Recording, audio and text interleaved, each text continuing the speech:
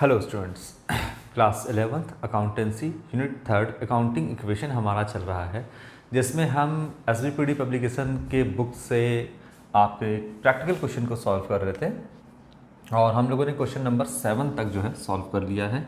आज हम स्टार्ट करेंगे क्वेश्चन नंबर 8 से। ट्रांजैक्शंस, और यहाँ पर आपका होगा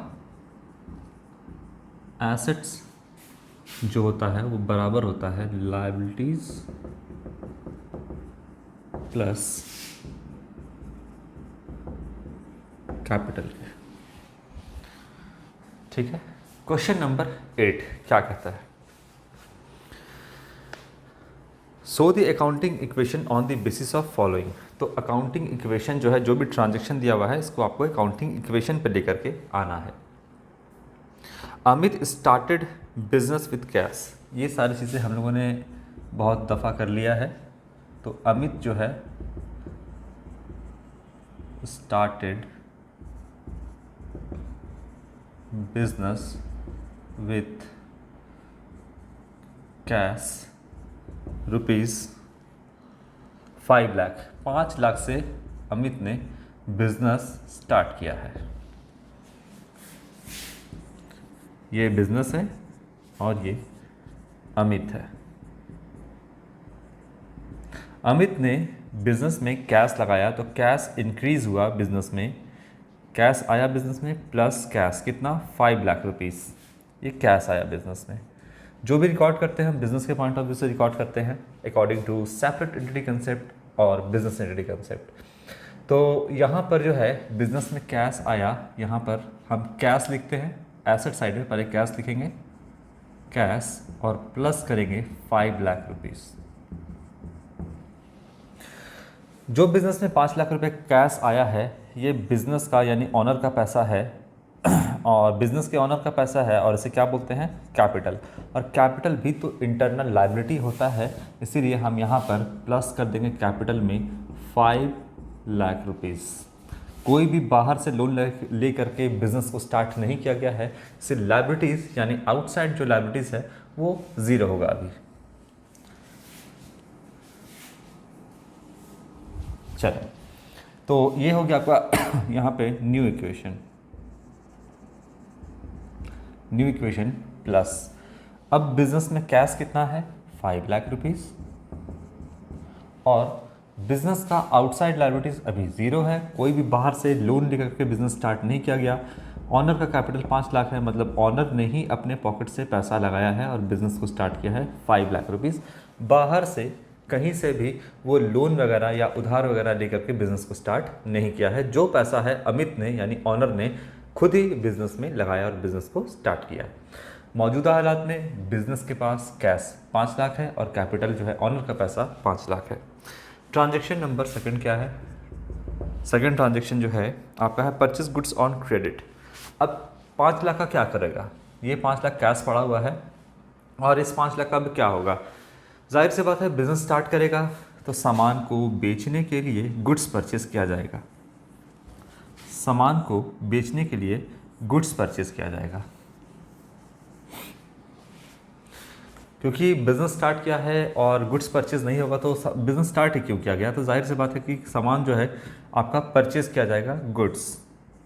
ये है आपका गुड्स परचेज किया गया बिजनेस में। किससे परचेज किया गया? देखिए यहाँ से गुड्स जो है परचेज किया गया। हाँ, क्या कहता है? Purchase goods on credit. Credit में गुड्स को परचेज किया गया, तो गुड्स तो आया, बिजनेस में गुड्स आया और कितने का परचेज किया गया? 50,000 रुपीज़ का गुड्स जो है वो परचेज किया गया बिजनेस में। तो स्टॉक बढ़ जाएगा बिजनेस का और स्टॉक आपका करंट एसेट होता है, प्लस कर देंगे एसेट साइड में स्टॉक 50,000 रुपीज़। गुड्स आया 50,000 रुपये का। ये क्या है? अनसोल्ड गुड्स है जिसको बेचा जाना है। फिलहाल ये अभी स्टॉक के तौर पे बिजनेस में 50,000 रुपये का है। किस में खरीदा गया है? कुछ कहा है कैश में परचेज किया गया है? नहीं, सीधा सीधी यहाँ पर लिख भी दिया है ऑन क्रेडिट, यानी क्रेडिट में जो है वो परचेज यहाँ पे किया गया है, उधार में परचेज किया गया है। तो ये सामने वाला बंदा जो है ये क्रेडिटर हो गया है, लेनदार है बिजनेस का, यानी नियर फ्यूचर में बिजनेस जो है इसको 50,000 रुपीज़ देगा। तो बिजनेस को देना है 50,000, तो ये लेनदार हो गया यानी क्रेडिटर हो गया, और क्रेडिटर आपका आउटसाइडर है, तो यहाँ पर हम लिख देंगे क्रेडिटर। एक से ज़्यादा भी हो सकता है, इसलिए हम क्रेडिटर्स लिख देते हैं यहाँ पे। तो ये जो देखिए, ये जो 50,000 रुपये का सामान खरीदा गया है, ये ज़रूरी नहीं कि किसी एक इंसान से ही खरीदा गया हो सकता है कि ये 25-25 हज़ार करके 2 लोगों से खरीदा गया होगा, या फिर ये जो है आपका 3 लोगों से 4 लोगों से भी खरीदा जा सकता है। तो अलग अलग अमाउंट लेकर के अलग अलग लोगों से यहाँ पे खरीदा जा सकता है। हो सकता है कि ये 5 लोगों से 10-10 हज़ार रुपये का सामान जो है लेकर के बिजनेस को में गुड्स परचेस किया गया। तो ये सारे कौन है? बिजनेस के क्रेडिटर, सबसे उधार में खरीदा गया। ठीक है, सबसे बिजनेस में क्या किया गया? उधार में खरीदा गया।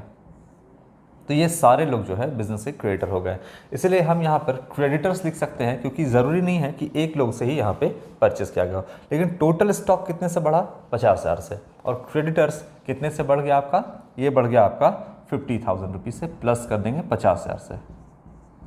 ठीक है ना? तो यहाँ पर स्टॉक बढ़ गया और क्रेडिटर बढ़ गया यहाँ पे 50,000 का। इस चूँकि कैश में नहीं परचेस किया गया, इसलिए यहाँ पर कैश ज़ीरो होगा। अगर 50,000 कैश में खरीदा जाता तो माइनस करते कैश यहाँ पे 50,000 रुपीज़, और कैपिटल पे भी कोई फ़र्क नहीं पड़ा, ज़ीरो रहा। ठीक है, तो सेकंड नंबर ट्रांजैक्शन जो है आपका परचेज गुड्स ऑन क्रेडिट, ये लिख दीजिएगा यहाँ पे।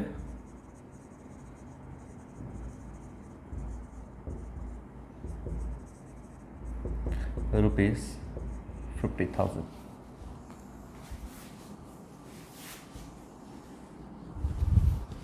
न्यू इक्वेशन,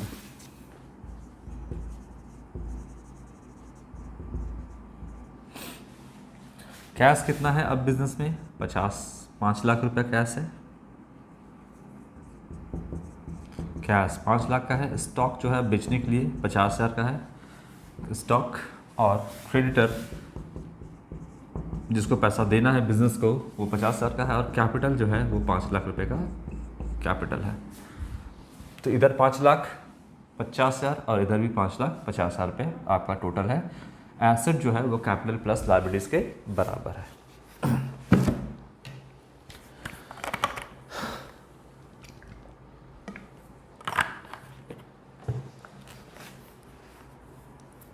अब क्या कहता है? Paid to creditor. क्रेडिटर कितने का है आपका? 50,000 का। इसको 30,000 रुपये पेमेंट अब कर रहा है बिजनेस क्या कर रहा है?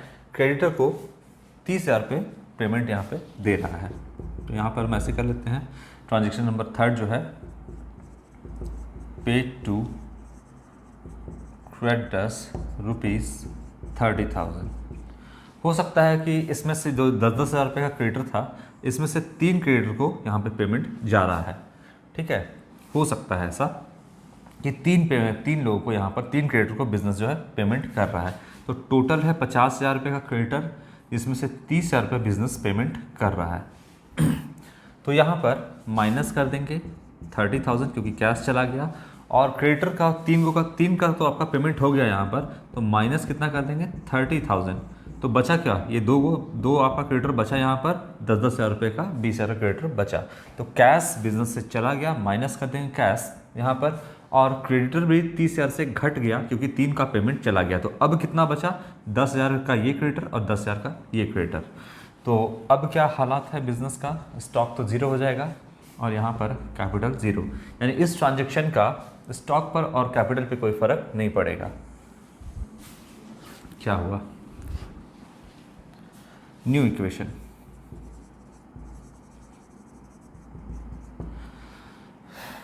बिजनेस में कैश हो गया आप 4,70,000 रुपये का कैश है, स्टॉक जो है 50,000 रुपये का है, और क्रेडिटर जो है यहाँ पे पेमेंट हो गया तो 30,000 से कैश घट गया। अब क्रेडिटर कितना है? 10,000 रुपये का ये क्रेडिटर, 10,000 का ये क्रेडिटर। तो अब क्रेडिटर जो है वो मात्र 20,000 रुपये का बचा हुआ है, और यहाँ पर 5 लाख रुपये का कैपिटल है, ऑनर का पैसा है। क्लियर है बात? अच्छा, अब 4th नंबर क्या है? लास्ट ट्रांजेक्शन है ये क्वेश्चन नंबर 8 का। पेड सैलरी है आपका 5,000 रुपीज़। ठीक है,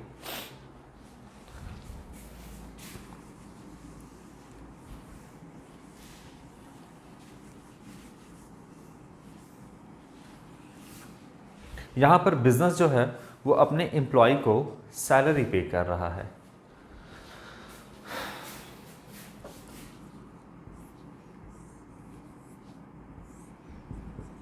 ये बिजनेस है और बिजनेस जो है अपने एम्प्लॉय को सैलरी पे कर रहा है। ये बिजनेस का एम्प्लॉय है और बिजनेस अपने एम्प्लॉय को क्या पे कर रहा है? सैलरी पे कर रहा है। सैलरी कितने का पे कर रहा है? 5000 रुपीज़। तो यहाँ लिखते हैं हम पेड सैलरी रुपीज़ 5000 रुपीज़। देख लेते हैं एक बार कितना है। हाँ 5000 का सैलरी है। तो कैश पेमेंट कर रहा है बिजनेस, कैश माइनस हो जाएगा 5000 और कैपिटल कम हो जाएगा। क्यों कम हो जाएगा?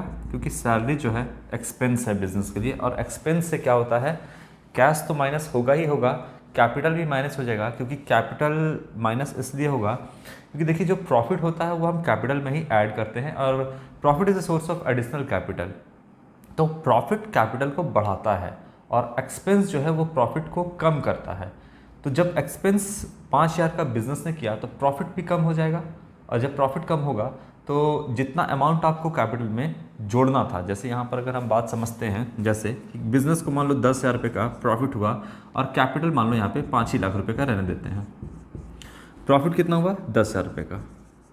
ठीक है, अब मान लो कि इसमें से सैलरी भी देना था 5,000 रुपये का। तो बताइए कि ये जो 10,000 रुपये का प्रॉफिट है, हम पहले क्या करते हैं? 10,000 रुपये प्रॉफिट को ऐड करते हैं कैपिटल में। तो 5,10,000 रुपये मेरा कैपिटल हो जाता है, हाँ या ना? हाँ। और अगर मान लो इसमें से हम सैलरी दे दिए तो प्रॉफिट, सैलरी देने से प्रॉफिट रिड्यूस होकर कितना हो जाएगा? 5,000 रुपया। तो हम यहाँ पे कितना जोड़ेंगे अब? 5,000। तो देखिए कैपिटल कितना हो गया? 5,05,000 रुपये कैपिटल हो गया। तो कैपिटल घटा ना एक्सपेंस से, इसीलिए क्या है कि जो भी एक्सपेंस है इससे कैश भी कम होता है और वहाँ पर कैपिटल भी कम होगा, क्योंकि अल्टीमेटली एक्सपेंस से प्रॉफिट भी कम हो जाएगा।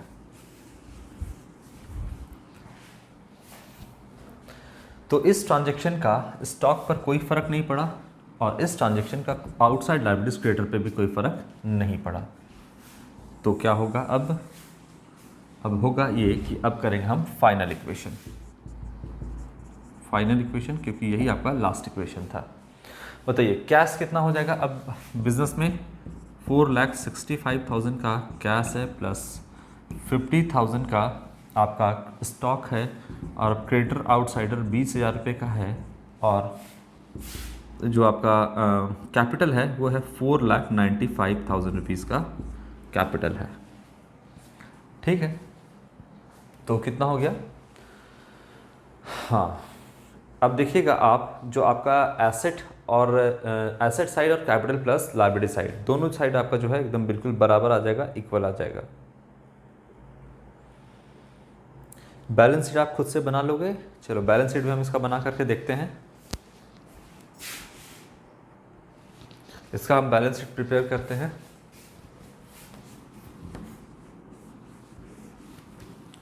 देखिए बैलेंस शीट में जो फाइनल अमाउंट है, इस अमाउंट से हमको मतलब है बिजनेस में अभी कैश कितना है? 4,65,000। स्टॉक कितना है? 50,000। क्रेडिटर्स कितना है? 20,000। और कैपिटल कितना है? 4,95,000। इस अमाउंट से हमको मतलब है, क्योंकि फाइनली यही अमाउंट जो है बिजनेस में अभी है। तो इसको हटा देते हैं और यहाँ पर हम लोग बैलेंस शीट प्रिपेयर करते हैं। एग्जामिनेशन में जब आप करोगे तो ऐसा नहीं करना है, इसको काट के करना है ना। बैलेंस शीट जो है आप नीचे में प्रिपेयर करना।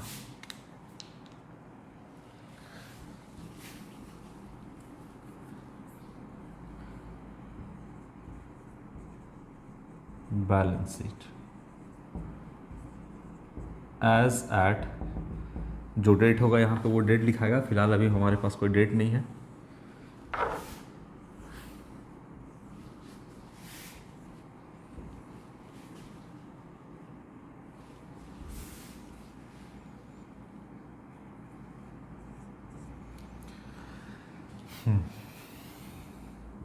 ये हो जाएगा आपका लायबिलिटी साइड, इसमें आपका कैपिटल प्लस लायबिलिटीज दोनों है, और ये हो गया आपका एसेट साइड। यहाँ अमाउंट लिख लेंगे। चलो एसेट में क्या है, कैश और स्टॉक ही है मेरे पास, तो यहाँ पे हम लिखते हैं कैश स्टॉक। कैश कितना है, 4,65,000। स्टॉक कितना है आपका, 50,000।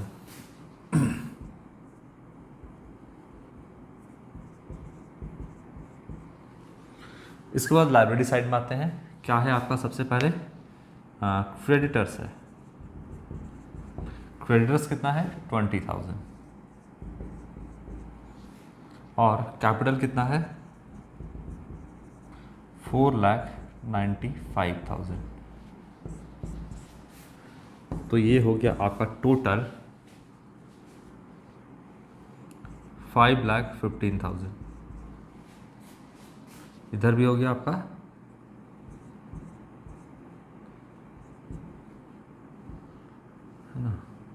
5 हो गया 5,15,000। ये हो गया आपका, दोनों साइड इक्वल हो गया, बैलेंस शीट बराबर हो गया। होना ही था, क्योंकि बैलेंस शीट का जो है आपका अकाउंटिंग इक्वेशन का दूसरा नाम होता है बैलेंस शीट इक्वेशन। और बैलेंस शीट इसलिए मैच कर जाता है क्योंकि सारा जो भी ट्रांजेक्शन है, जो भी हम रिकॉर्ड कर रहे हैं वो अकाउंटिंग इक्वेशन पे कर रहे हैं, और जो आपका एसेट है वो हमेशा बराबर होता है कैपिटल प्लस लायबिलिटीज़ के। तो ये आपका था एक क्वेश्चन। Question number 8। तो जितना भी क्वेश्चन है अब आप लोग, हमको लगता है कि सॉल्व कर लोगे। एग्जाम्पल के सारे क्वेश्चन को हम लोगों ने सॉल्व कर लिया है। तो जब भी कोई कैपिटल, देखिए ये तो आपका हमेशा और हमेशा कॉमन ही रहेगा। जब भी कोई आपका बिजनेस, जब भी आप अकाउंटिंग इक्वेशन बनाओगे, एक तो ट्रांजेक्शन आपका हमेशा रहता है। अमित या कोई भी started business with cash, commenced business with cash, ये रहता है। अच्छा, कैश में नहीं रहेगा तो ऑनर क्या क्या लगा सकता है, गुड्स लेकर के आ सकता है, कैश लेकर के आ सकता है, और चाहे तो वो कोई एसेट भी लेकर के आ सकता है। ऑनर जो है, मान लो अगर यहाँ पर अमित, ये है बिजनेस का ऑनर, ये बिजनेस में अमित जो है कुछ भी लेकर के आ सकता है, और जो भी लेकर के आएगा ये इसका कैपिटल होगा। तो मान लो गुड्स लेकर के आता है 10,000 रुपये का, गुड्स लेकर आता है 10,000 का। मान लो कि कोई एसेट, फिक्स एसेट वगैरह, कुछ भी फर्नीचर वगैरह लेकर आता है 10,000 का, फर्नीचर लेकर आया, कोई भी फिक्स एसेट या फर्नीचर ही लिख देते हैं इसको, फर्नीचर लेकर के आया, और कैश 10,000 रुपये का लेकर के आया, कैश। तो बताइए कि ऑनर कितना कैपिटल इन्वेस्ट किया, तो 30,000 रुपये का कैपिटल इन्वेस्ट किया। तो कैपिटल में हम 30,000 रुपये ऐड करेंगे, और यहाँ पर गुड्स की जगह पे हम स्टॉक करेंगे 10,000 प्लस, फिर लिखेंगे प्लस फर्नीचर 10,000 प्लस, और कैश 10,000 प्लस, यहाँ पे ये करेंगे हम। तो ऑनर जो है वो कुछ भी लेकर के आ सकता है, गुड्स भी लेकर के आ सकता है, फर्नीचर या कोई भी फिक्स एसेट भी लेकर के आ सकता है, और कैश भी लेकर के आ सकता है। देखिए, ऑनर जो भी लगाता है कैपिटल लगाता है, और जो कैश यहाँ पे बढ़ता है, इससे अल्टीमेटली अभी हम लोगों ने क्या किया, अभी हम लोगों ने गुड्स परचेस किया। तो अगर ऑनर ही गुड्स लेकर के आ जाएगा 10,000, 15,000, 20,000 रुपये का या 50,000 रुपये का, तो ठीक बात है। अरे पैसे का हम क्या करेंगे, पैसे से हम कोई एसेट ही तो परचेस करेंगे ना। जैसे यहाँ पर मान लीजिए हमने गुड्स परचेस किया, हम लोगों ने फर्नीचर परचेस किया, है ना, कोई प्लांट एंड मशीनरी हम लोगों ने परचेस किया, कहीं पैसा हम लोगों ने इन्वेस्ट किया। तो जो कैश आया है बिजनेस में, ऑनर का तो पैसा लग गया है, वो बिल्कुल एकदम फिक्स रहेगा, वहाँ पे कैपिटल, प्रॉफिट होगा तो वो बढ़ेगा। लेकिन यहाँ पर जो पैसा आया है, कैश आया है 5 लाख, इससे अल्टीमेटली क्या होगा, वो पैसा बिजनेस में पड़े रहने से कोई फ़ायदा भी नहीं है। उसका इस्तेमाल किया जाएगा और गुड्स परचेस किया जाएगा, फर्नीचर परचेस, कोई एसेट परचेस किया जाएगा, कोई प्लांट मशीनरी परचेस किया जाएगा, कहीं पैसा शेयर में या डिबेंचर में कहीं पैसा इन्वेस्ट किया जाएगा। तो यही काम आपका हो सकता है। यानी ये जो है आपका बिजनेस को चलाएगा, और जब बिजनेस चलेगा तो अलग अलग काइंड का आपका ट्रांजैक्शन होगा, और इस पैसे का हम इस्तेमाल करेंगे। तो देखो, इस पैसे का हम इस्तेमाल किए तो पहले था 5 लाख, अब कैश कितना बचा, कैश बचा आपका 4,65,000। और इससे अल्टीमेटली क्या परचेस किया गया, तो गुड्स ही तो परचेस किया गया ना। तो कहने का मतलब है कि कैश का कोई डायरेक्टली इस्तेमाल नहीं है, आपका इससे एसेट या गुड्स ही परचेस जो होगा। तो ऑनर जो है, अगर गुड्स या फर्नीचर या कोई भी फिक्स एसेट या कैश लेके आएगा तो सारा उसका कैपिटल होता है। तो ये था आपका क्वेश्चन नंबर 8। इसके बाद हम नेक्स्ट वीडियो में क्वेश्चन नंबर 9 आपसे डिस्कस करेंगे। Thank you.